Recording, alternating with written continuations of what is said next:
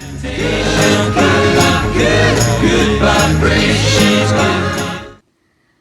everybody, it's Julia Hummingbird Jewel. How are you today? I am here to talk about the space of variations that Vadim Zeeland is explaining to us in his book, Reality Transurfing. And then the second book that I have also been studying and utilizing is Tufti the Priestess, hoping I'm saying her name right.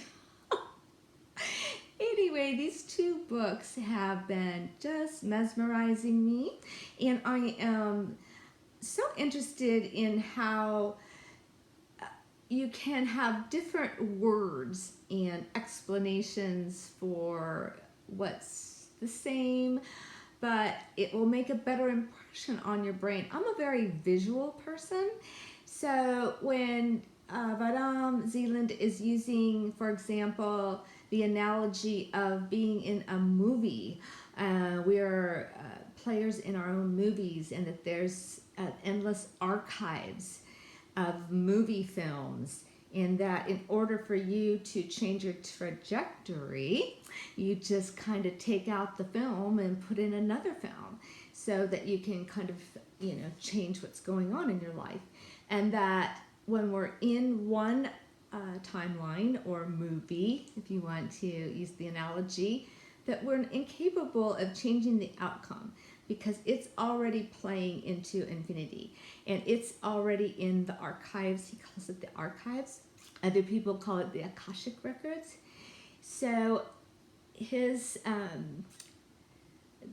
teachings are that we use our attention and intention, two different things, in order to facilitate a film roll, script change.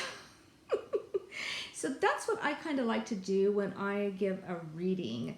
And Vadim also speaks to clairvoyance, and I really liked what he had to say, even though maybe some people that give readings might not like it, because what he says is that no clairvoyant can actually tell you the future because there's so many different variations of the future, and so they're only seeing, they might be seeing the future or your future at the time of the reading, but that doesn't necessarily mean that's going to happen because you can jump films, right? You can change the roll out.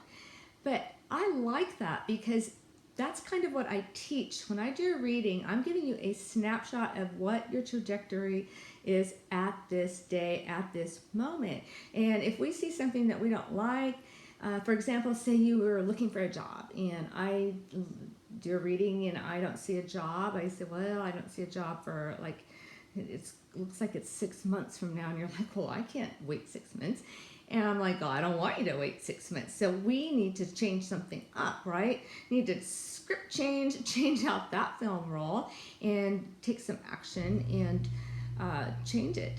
So that's what I like about doing readings, is it kind of gives you a little snapshot where you're at right now, what roadmap you're following, and if you like that and everything looks good, then you're like, okay, I'm on the right track. I'm just going to keep bolstering it. I'm going to keep giving it the attention that it needs, and that's great. But if you don't see what you want, or it's not in a time frame that you're looking for, then you can change it. So also there's the two words that he uses, attention, which is waking up.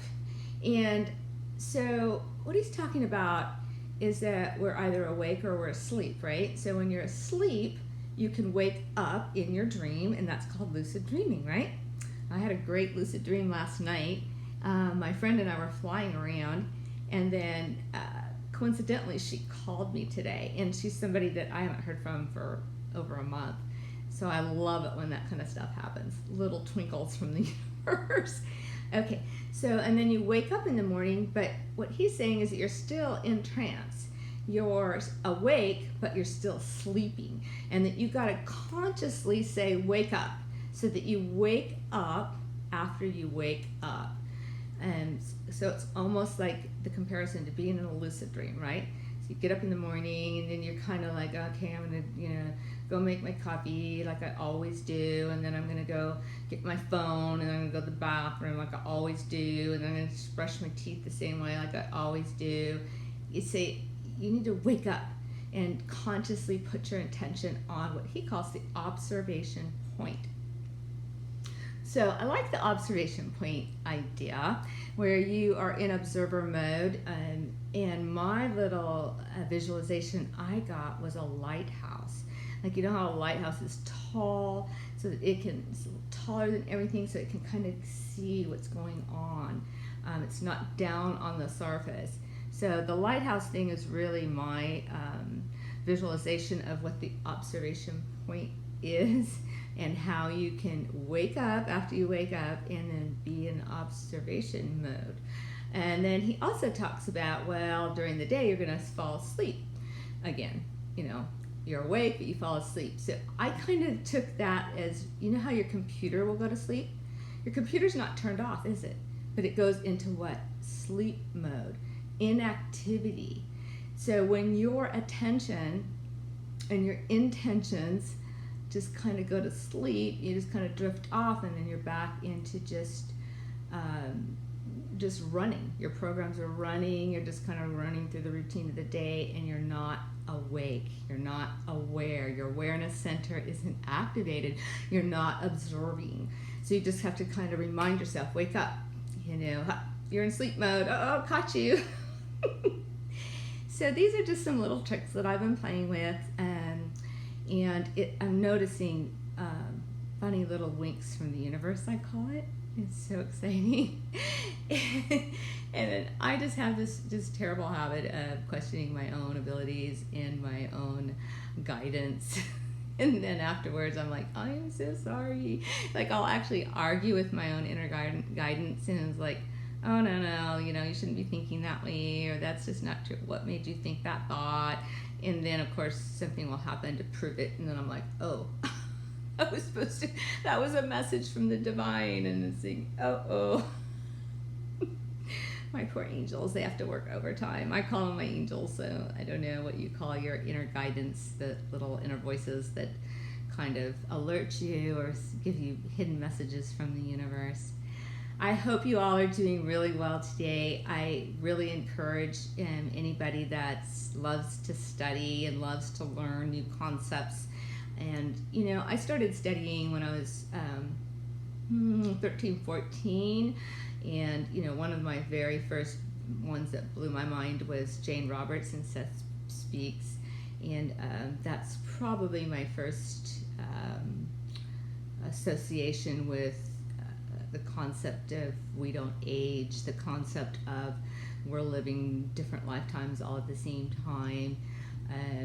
Reincarnation even was introduced, epigenetics was introduced to me back then. And I didn't know all those words, but recently I actually listened to her book again and looked through it again, and I went, oh my gosh, that's right. She was one of my pioneers, and then there's this, all the different teachers that I've had throughout my life. And so this is a new one from Zealand. I'm real excited about it. There's lots of people on the internet that are also doing teachings, which I really appreciate. But I wanted to speak to it myself, and I hope you enjoyed this video. Please like and subscribe. I will be having more coming up regularly, and just wanted to send a shout out that I am here to teach love by being an example of love, high frequency vibes. Let's keep our vibrations high. Tune into your radio station. We are all vibrating, right? We are each like individual snowflakes or individual radio stations. So what is your call number? Is it 11.11 frequency love station? I mean, name your own frequency station, because you have your own. And once you get tuned in, which is done with music, meditation, dancing, exercise, gratitude, all the recipes that help your vibes stay high, your high vibrations. And then you can click into that frequency of love that is yours. And once you have running on your own radio station call out number, things get really fun.